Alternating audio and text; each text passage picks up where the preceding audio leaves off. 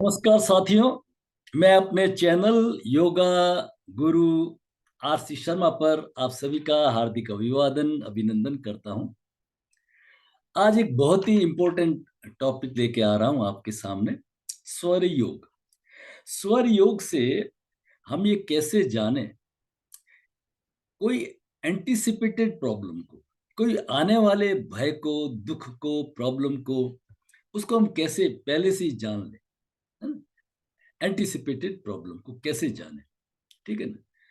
तो किसी ज्योतिष के पास जाने की जरूरत नहीं, किसी को सिर्फ स्वर योग से जानना, उसके तरीके के ऊपर हम आज चर्चा करेंगे, ठीक है। चलिए, वैसे तो क्या है कि हमारे शरीर में हर समय शरीर हमें बताता रहता है कि क्या प्रॉब्लम है, क्या डिमांड है शरीर की। खाना खाना चाहिए या पानी पीना चाहिए, सोना चाहिए, सभी कुछ शरीर में एक सिस्टम होता है। लेकिन उसको कहते हैं टच रिसेप्टर्स होते हैं एक तरह से। हमारी जो स्किन है ना, ये सबसे बड़ा इंडिकेटर है ना। एकदम इसके अंदर कुछ पहले से ही मालूम सेंसेशन आ जाते हैं, मालूम पड़ जाता है। लेकिन हमने उस टच रिसेप्टर्स को मार दिया है, उन टच रिसेप्टर्स को हमने खत्म कर दिया है। हम थोड़े पत्थर दिल हो गए, पत्थर दिल हो गए, ठीक है ना। दुष्यंत कुमार अपने एक दो लाइनों में कहते हैं, बारात हो या वारदात, अब खिड़कियां नहीं खुला करती, क्या लहू पानी हो गया है। पहले कोई बारात आती थी ना, तो हम बस झूम करके हम भी उसमें शामिल होते थे, गली में जो आ रही है नाच भी करते थे, खुशी भी होते थे, ठीक है। वारदात भी होती तो खिड़कियां खोल के देखते थे, हालांकि वो जमाना नहीं रहा, ठीक है ना। तो कहने का मतलब, बारात हो या वारदात, अब खिड़कियां नहीं खुला करती, क्या लहू पानी हो गया। यस, अभी हमारे इमोशंस है ना, वो हमारे लिए बड़ी से बड़ी दुर्घटना, है ना। जैसे बांग्लादेश में भी कुछ हो रहा है, हमारे लिए एक न्यूज से ज्यादा कुछ भी नहीं है, ठीक है ना। हम उसके साथ में द्रवित नहीं होते अपने आप को, वो इमोशनल कनेक्टिविटी नहीं बना पाते। छोटा बच्चा होता है ना, आप उसके पास में जाएंगे और थोड़ी सी दूर से अंगुली ऐसे करेंगे ना, वो एकदम खिलखिला उठे, उसके मालूम ये टच करेंगे अभी। और हमारे भले कुछ भी हिलाव भी दो ना, तो कोई फर्क नहीं पड़ता, ठीक है। तो हमारे शरीर में पहले से परमात्मा ने ये सेल्फ रिसेप्टर्स, टच रिसेप्टर्स, है ना, कुछ इंडिकेटर्स बनाए हुए हैं। वो स्किन लेवल के ऊपर है। फिर आता है हमारे त्वचा के लेवल के, उसके साथ में हमारे यहाँ पे जगह जगह पे टच रिसेप्टर्स होते हैं। हर सेल का वैसे तो टच रिसेप्टर्स होता है, ठीक है ना। तो जैसे ही आपने देखा होगा, अनुलोम विलोम प्राणायाम करते हैं, आप लेफ्ट से श्वास को भरते हैं, तो हमारा राइट ब्रेन एक्टिवेट हो जाता है ना। और जब आप राइट से श्वास को भरते हैं, तो लेफ्ट ब्रेन एक्टिवेट हो जाता है। तो ये मैकेनिज्म कैसे काम करती है, इसको कैसे मालूम पड़ा। होता तो क्या है, मेंडुला ऑब्लोंटा, सेरेब्रल कॉर्टेक्स, ये पहले देखते हैं उसको, है ना। फिर वो क्या करते हैं कि भाई कहाँ से आया, लेफ्ट से आया तो उसको राइट, तो ये टच रिसेप्टर से एक तरह से लेफ्ट से आया राइट की तरफ भेज दो। तो लेफ्ट नॉस्ट्रिल से जितना हम ब्रीदिंग करेंगे, उतना हमारा राइट ब्रेन एक्टिवेट होता है। राइट ब्रेन का मतलब क्या है, राइट ब्रेन का मतलब आर्ट, म्यूजिक, लव, ये सब जितनी इमोशन, सेंटिमेंट्स, करुणा, प्रेम, दया, है ना, इन सब चीजों का एक तरह से, है ना, पॉजिटिविटी का, एक तरह से शांति का। और राइट, राइट हमारा होशियारी का, इसे करते तो लेफ्ट एक्टिव, लेफ्ट में क्या है, चतुराई का, मैथमेटिक्स का, कैलकुलेशन का, किसको क्या धोखा दे, किसको क्या पंगा दे, है ना, किसके कैसे टंगड़ी अड़ा दे, इस चीज को हम खरीदे या नहीं खरीदे, ये संबंध हम रखे या नहीं रखे, इनसे हम बात करें या नहीं करें, ठीक है ना, क्या फायदा होगा, ये नफा नुकसान सब दिखता है, होशियारी का, जब हम राइट से करते। तो ये कैसे हो गया, जब हमने श्वास तो इधर से लिया था, तो क्या मैकेनिज्म, ये सब हमारे जगह जगह पे टच रिसेप्टर्स होते हैं, वो हमें उस डायरेक्शन में उस तरह से ले जाते हैं। तो मैं आपको, तो इसी तरह से जो ये हमारे इंडिकेटर है शरीर के अंदर, तो क्या प्रॉब्लम आने वाली है ना, उस तो वो सब प्रॉब्लम को पहले ही दिखा देते हैं। उनमें सबसे इंपॉर्टेंट है हमारी दो स्वर। ये हमारे दो स्वर है। जैसे हमने इधर से श्वास लिया तो ये एक्टिवेट हो गया, इधर से श्वास लिया, तो ये दो स्वर जो है ये हमारे दिखाते हैं कि हमारी खगोलीय स्थिति क्या है। जैसे ये राइट नॉस्ट्रिल है, तो राइट नॉस्ट्रिल ये दिखाता है कि हमारा अम, रवि, हमारा शनि और हमारा मंगल ग्रह, उनकी क्या स्थिति है। ये जो हमारा लेफ्ट है, ये किससे जुड़ा हुआ है, सोम, बुध, गुरु और शुक्र, इन 4 ग्रहों से ये जुड़ा हुआ है, 3 ग्रहों से ये जुड़ा हुआ है, 7 ग्रह, 2 ग्रह जो हमारे छाया ग्रह है, राहु, केतु, 9 ग्रह का पूरा आपका इंडिकेशन यहाँ से मिल जाएगा। हमारे कौन-सा ब्रेन का सिस्टम जो है चल रहा है अभी, तो हम ये इनकी ब्रीथ को कंडीशन को देख के कर सकते हैं। हमारा सिम्पैथेटिक चल रहा है या पैरासिम्पैथेटिक? सिम्पैथेटिक मतलब fast fast, flight and fight, aggressive mode, रौद्र कार्य के लिए, ताकत के कार्य, तो हमें मालूम पड़ जाएगा अगर राइट चल रहा है तो क्या हमारा सिम्पैथेटिक नर्व सिस्टम चल रहा है। अगर लेफ्ट चल रहा है तो हम ये कह सकते हैं अभी हमारा शांति का मोड है, पैरासिम्पैथेटिक हमारा एक्टिवेशन है। तो ये स्वर इंडिकेटर है ना? अब फिर भी इससे हम छोटी-मोटी क्या प्रॉब्लम आ रही है उसको तो हम कर सकते हैं। और भी कोई प्रॉब्लम आ रही है तो उसको हम कैसे कर सकते हैं? उसका भी बड़ा सिंपल मेथड है, बहुत ही सिंपल मेथड है। अगर आपका सभी कुछ अ, जिसको कहते हैं ना आपका सभी कुछ युक्तिपूर्वक है, युक्त आहार विहारस्य, युक्त चेष्टस्य कर्मसु, युक्त स्वप्नावबोधस्य योगो भवति दुःख। व्हेन एवरीथिंग इज युक्तिपूर्वक, सभी चीजें अगर बैलेंस में चल रही है ना, सभी चीजें सही चल रही है तो क्या होगा? आपको सभी कुछ सर्केडियन साइकिल से अगर जुड़े हुए हैं ना, तो आपके स्वर उसी अनुसार दिखाएंगे। तो हमारे यहाँ पे प्रतिपदा का बड़ा महत्व है। चाहे 2 प्रतिपदाएँ तो हमारे बड़े त्योहार हैं। एक तो चैत्र शुक्ल मास जो हमारा न्यू ईयर है ना? अ, वो प्रतिपदा चैत्र शुक्ल मास की प्रतिपदा और दूसरी है हमारी दीपावली के दूसरे दिन जिसको गुड़ी पड़वा कहते हैं, नहीं? ये 2 प्रतिपदाएँ बहुत इम्पोर्टेंट है। उन 2 प्रतिपदाओं के ऊपर हम अपने स्वर को चेक के कर सकते हैं। वहाँ से अगर हम नहीं हो पाए तो हम हर महीने के अंदर 2 पक्ष होते हैं, कृष्ण पक्ष और शुक्ल पक्ष। महीना 15 दिन का होता है, प्रतिपदा से लेकर के पूर्णिमा और प्रतिपदा से लेके अमावस्या। शुक्ल पक्ष में पूर्णिमा और कृष्ण पक्ष में हमारा अमावस्या होता है। तो जैसे मान लीजिए अभी चल रहा है हमारा कृष्ण पक्ष भाद्रपद, है ना? तो उसकी जो पहली 3 तिथियाँ, कृष्ण पक्ष की पहली 3 तिथियाँ, डे नहीं, डेट नहीं, 3 तिथियाँ कृष्ण पक्ष की। एक चीज़ याद कर ली, कृष्ण पक्ष की पहली 3 तिथियों को सूर्य चले। पहली 3 तिथियों को सूर्य, फिर दूसरी 3 तिथियों को चंद्र, फिर तीसरी को सूर्य, ऐसे ऐसे अल्टरनेट होते रहे। पहले सूर्य, फिर चंद्र, फिर सूर्य, फिर चंद्र, इस तरह से वो अल्टरनेट होता रहता है। ठीक है? अगर हमारी प्रतिपदा को अगर हमारा कृष्ण पक्ष की प्रतिपदा को हमारा सूर्य स्वर नहीं चल रहा है, तो हमारे कुछ एंटीसिपेटेड प्रॉब्लम है, कुछ आने वाली प्रॉब्लम है। कहीं हमारा आहार-विहार, निद्रा, हमारे कोई विचार, है ना? कुछ कहीं-कहीं कोई गड़बड़ हुई है और कुछ चीज़ हमारे विरुद्ध में आने वाली है। तो अब क्या करें? तो उस स्वर को सेट कर दो, है ना? स्वर कैसे बदलते हैं ये हमारा सब वीडियो है, ठीक है? तो उसके अनुसार करके भी हम अपना सेट कर सकते हैं। मैं आपको इसको पीपीटी से और अच्छा क्लियर कर देता हूँ ताकि आपको पूरा पिक्चर आपको समझ में आ जाए, ठीक है ना? तो पूरा देख करके आप how to know how to know anticipated problem. कोई भी एंटीसिपेटेड प्रॉब्लम आने वाली है तो उसको हम कैसे जानें, ठीक है ना? तो नेक्स्ट जो है हमारा कि हम जैसे पेट में भी गुड़गुड़ हुई थोड़ी-सी, अब तो हर एक को नहीं मालूम पड़ता। जब खाने का समय होता है ना, तो लीवर जो है ना स्टोमक के अंदर एक एसिड डाइल्यूटेड एसिड भेज देता है कि भई अब खाने का समय हो गया है, आप इसके अंदर खाना डालिए। मतलब आपका चूल्हा जग गया है, आपका जो आपका जो रसोई है वो तैयार हो गई, गैस ऑन हो गई है, अब आप उसके अंदर कुछ डालिए, भट्ठी जल गई है। लेकिन वो एक हल्की-सी उसका एक इंडिकेटर होता है, गुड़-गुड़ सी आवाज़ आती है। हम अगर उस हर एक को नहीं आती है, क्या हमने क्या किया पानी पी करके उस समय चाय पी करके अपने काम में लग करके उस इंडिकेटर को बंद कर दिया। अदरवाइज़ अगर आपका हेल्थ सही है ना? तो आपको उस गुड़-गुड़ की आवाज़ आएगी, तो उस समय आप खाना डाल देंगे तो 100% पच जाएगा।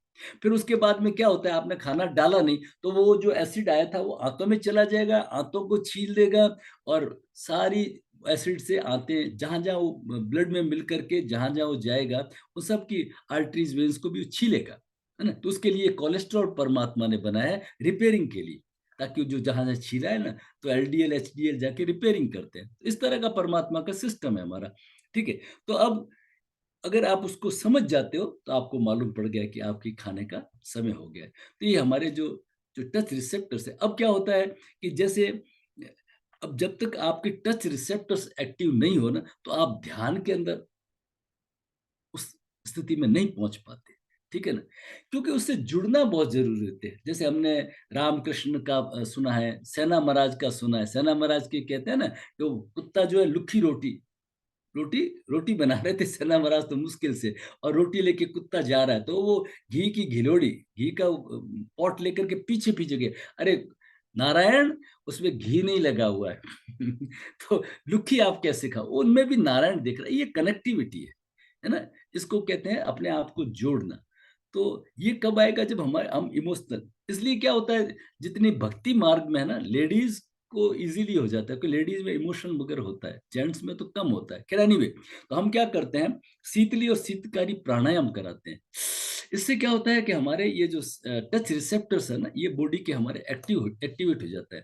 ठीक है ना? तो इस तरह से हम इसको, अगर हमें मालूम पड़ जाता है उस चीज का, तो ये हमने ब्रेन का बनाया। ये जैसे हमारे दो नॉस्ट्रिल है, ठीक है, दो नॉस्ट्रिल को आप देख रहे हैं, है ना? तो जैसे ये दो नॉस्ट्रिल है हमारे, इससे आपने मान लीजिए लेफ्ट है और ये राइट है। लेफ्ट से आपने श्वास लिया तो हमारा ये राइट ब्रेन एक्टिवेट हो गया। राइट ब्रेन किसका है? हमारा प्रेम, करुणा, दया, संगीत, आर्ट, ठीक है ना, इन सब चीजों का है। और अगर हमने राइट से लिया श्वास, तो ये हमारा गया left brain active. Left brain किसका है? मैथमेटिक्स, चतुराई, होशियारी, है ना, जिसको आप लॉजिक कहते हैं। हम्म, किसको करने से हमें क्या फायदा मिलेगा। ठीक है, तो ये कैसे हुआ कि हमारे यहाँ पे टच रिसेप्टर्स होते हैं। ये जगह जगह पे हमारे टच रिसेप्टर्स होते हैं। श्वास जाता है, कहाँ से आए हो, तो ट्रैफिक पुलिस अपने आप उसको डाइवर्ट कर देती है। ठीक है, तो हम प्रतिपदा को देख करके, प्रतिपदा को जो स्थिति देख करके, ये जैसे इसको देखने का एक छोटा सा कैलेंडर आपको बता देता हूँ। इस तरह से एक चार्ट बना लेते हैं। ये जो लिखा हुआ है सभी तिथियां हैं, ये 1 2 3 वगैरह नहीं, ये सब तिथियां हैं हमारी, ये तिथियां हैं। ठीक है ना? तो प्रतिपदा को पहली 3 तिथियां, डेट नहीं, वार नहीं, पहली 3 तिथियां। कभी कभी क्या होता है कि ये जो 3 तिथियों में 2 दिन ही पड़ते हैं, जब तिथि क्षय हो जाती है। जब तिथि नहीं, अपने पहली 3 तिथियां है ना, तो पहली 3 तिथियों में 2 दिन ही आते, जब तिथि हमारी वृद्धि हो जाती है। जब हमारी तिथि वृद्धि हो जाती है, जैसे क्या हुआ कि द्वितीया और तृतीया और फिर चतुर्थी, तो फिर क्या होगा, वृद्धि तिथि होने से 1 में 4 तक आ जाती है। ये 4 तिथियां ये शामिल आ जाती है। ठीक है ना? और कभी कभी क्या होता है, तिथि क्षय हो जाती है, तो क्षय तिथि और वृद्धि तिथि का आगे उसमें दिया हुआ है। तो उसको देख करके, तिथि को देख करके, भाई 1 2 3 प्रतिपदा, द्वितीय और तृतीया, ठीक है ना, तो कभी कभी द्वितीय 2 हो जाती है, तो इसमें इस सेगमेंट में 4 दिन आ जाते हैं। ठीक है ना? तो इस तरह से उस दिन को तिथि कौन सी पड़ती, तो आज हमारा सबको, आपको कृष्ण जन्म की शुभकामनाएं। जय श्री कृष्ण। आज 26 तारीख है और आज हमारे कृष्ण जन्माष्टमी है। ठीक है ना? तो कृष्ण जन्माष्टमी को हम क्या करते हैं, जैसे अलग अलग जगह का अलग अलग कैलेंडर होता है, तो अपना जो भारतीय कैलेंडर होना चाहिए। नहीं तो कुछ भी ऐप ले ले, जैसे हम लोग दृक पंचांग नाम का एक ऐप लेते हैं, दृक पंचांग। इस ऐप को आप डाउनलोड कर लें। उसमें क्या है, सिटी का ऑप्शन है। सिटी का जब ऑप्शन भरते हैं ना, तो उससे लॉन्गिट्यूड और लेटीट्यूड आने से आपकी वहां का सूर्योदय का समय कहाँ है। जैसे आज हमारे जोधपुर का सूर्योदय का समय 6:15 का। अब बंगाल में और हमारे में आधे घंटे का फर्क पड़ जाएगा। ठीक है ना? तो अलग अलग जगह का, तो उस 6:15, 6:15 के ऊपर 8 तारीख के देखिए, तो कृष्ण शुक्ल, ये कृष्ण पक्ष है। कृष्ण पक्ष की पहली 3 तिथियों को चंद्र, सूर्य, फिर दूसरी 3 को चंद्र और तीसरे में सूर्य। तो अब 8 तारीख है हमारी, अष्टमी है हमारी। अष्टमी को मॉर्निंग के अंदर हमारा सूर्य होना चाहिए। कौन सा पक्ष है? कृष्ण पक्ष। कृष्ण पक्ष की पहली 3 तिथियों को सूर्य, दूसरी 3 तिथियों को चंद्र, दूसरी 3 तिथि, फिर तीसरी को सूर्य, है ना?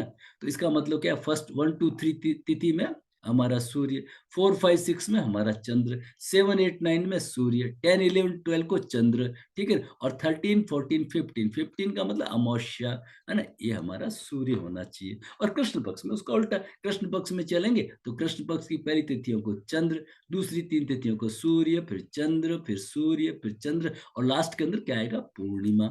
15 को क्या आएगा? पूर्णिमा। तो अगर प्रतिपदा को अगर हमारा स्वर सही नहीं चल रहा है उस सूर्योदय के समय पे, क्योंकि सर्केडियन साइकिल से पूरा कनेक्टेड है, अपने आप को सूर्य से कनेक्ट करना पड़ेगा, ठीक है ना? तो अगर नहीं चल रहा है तो कुछ प्रॉब्लम आनी है, ये इंडिकेटर है उसका। कुछ हमारे आहार में, निद्रा में, चिंतन में, है ना? उसमें कहीं इम्बैलेंस हो रहा है, तो उसको हम स्वर को सेट करेंगे। कैसे चेंज करेंगे? उसके एक तरीके के अलग मेथड है। तो ये हमारा अगस्त का जो कैलेंडर था, इसमें हमने जो लाल इंडिकेटर है ये सूर्य के है, और ये क्या नाम ब्लू है, ये चंद्रमा के इंडिकेटर है, ठीक है? इस तरह से ये हमारा सितंबर का है। किन किन तिथियों को, ये हमारा 1 2 3 को, 1 2 3 को हमारी ये जो तिथियां हैं उसके अनुसार हमारा इस, अब आ जाता है यहाँ पे जैसे 19 सितंबर, 20 सितंबर, ये आप थोड़ा सा देख लीजिए। 19 सितंबर को ये दो ही है, क्यों? एक क्षय तिथि होगी, जो प्रतिपदा आनी थी, प्रतिपदा क्षय तिथि है यहाँ पे, प्रतिपदा क्षय तिथि है, आई नहीं, है ना? तो ये दोनों शामिल हो गए, तो एक सेगमेंट में सिर्फ दो ही होंगे उसमें। तो डेज को लेके नहीं चल सकते हम, वार को लेके नहीं चल सकते, सिर्फ तिथियों को लेंगे। तो तिथियां क्या, क्षय और वृद्धि होती रहती है, कभी कोई तिथि कम हो जाती है और कभी तिथि, क्योंकि एक सूर्योदय के समय कंसेक्यूटिव, है ना, कंसेक्यूटिव सूर्योदय के समय अगर वही तिथि दोनों तिथियों के बीच में वही सूर्योदय का समय उस समय रहता है, तो वो वृद्धि तिथि हो जाती है। और एक तिथि जो न तो इस आज के सूर्योदय के समय थी और न कल के सूर्योदय के समय रहेगी, सूर्योदय का समय हुआ उससे पहले वो खत्म हो जाती है। आज का सूर्योदय था उसके बाद में शुरू हुई, और कल का जो सूर्योदय होगा वो सूर्योदय से पहले ही खत्म होगी, तो उसको क्षय तिथि कहते हैं। और दूसरी जो दोनों डेट के ऊपर, दोनों कंसेक्यूटिव डेट के ऊपर लगातार बनी रहती है, उसको वृद्धि तिथि कहते हैं। फिर भी मैं इसका वीडियो जो है आपको क्षय और वृद्धि तिथि का संभव हुआ तो कर दूंगा, ठीक है? तो इस तरह से। लेकिन अब स्वर योगी जो है ना, इसमें एक चीज बड़ा समझना पड़ेगा। भगवान शिव ने आपके लिए एक ओपन कर दिया, क्लियर कर दिया। श्लोक नंबर 29, ये बड़ा बहुत ही, इसी श्लोक ने ही मेरे को ज्यादा प्रभावित किया। न तिथि, न नक्षत्र, न वारो, ग्रह देवता। भगवान स्पष्ट कहते हैं कि न तो आपको, देखिए पंचांग जो होता है ना, जो देखते हैं ना, तो वो उसके 5 अंग होते हैं। क्या? तो तिथि, वार, नक्षत्र, योग और करण, ये 5 अंग होते हैं। ये पांचों छोड़ दीजिए भाई।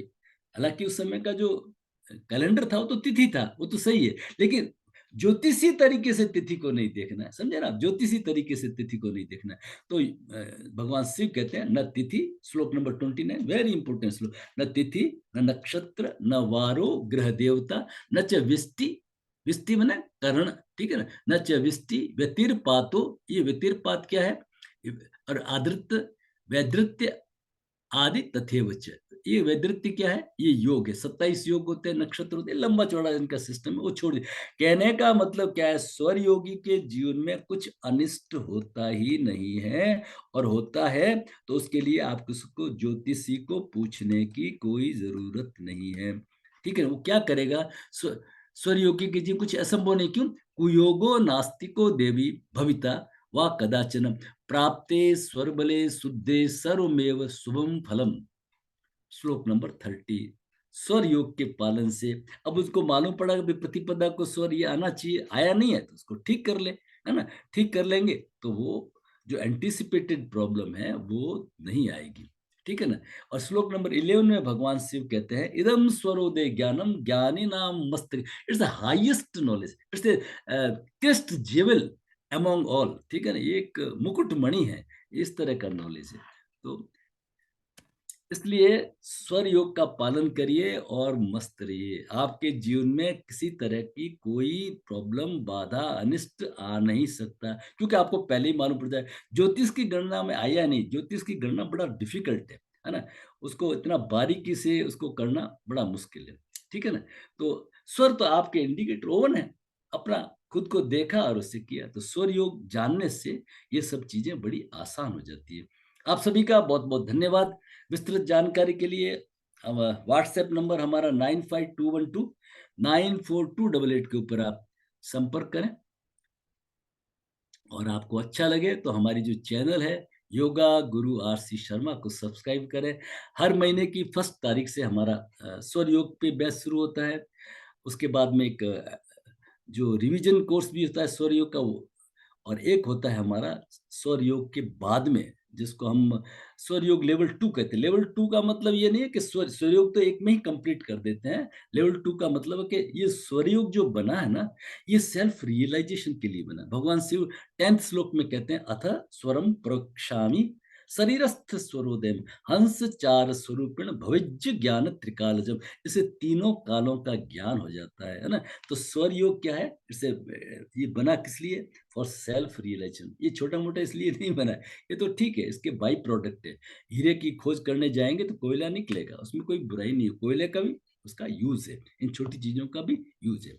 तो आपको अच्छा लगे तो हमारा 1 सितंबर से शुरू हो रहा है कोर्स, उसको जरूर करें। आप सभी का जुड़ने के लिए बहुत बहुत आभार, बहुत बहुत धन्यवाद। हरि ओम।